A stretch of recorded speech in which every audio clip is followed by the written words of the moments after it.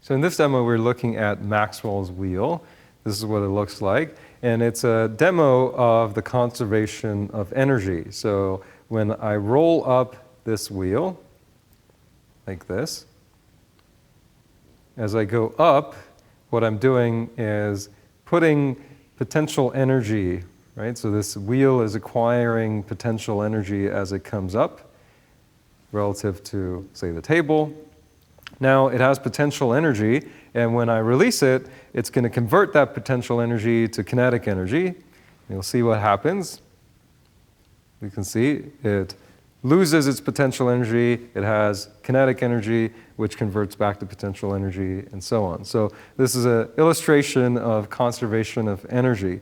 This won't go on forever. As you'd see, it will eventually slow down, and that's because there's air in this room that's affecting the motion. So energy is being lost from the system into the room and through the friction that's here. But it illustrates that potential energy converts to kinetic energy and back again. And so this is Maxwell's wheel.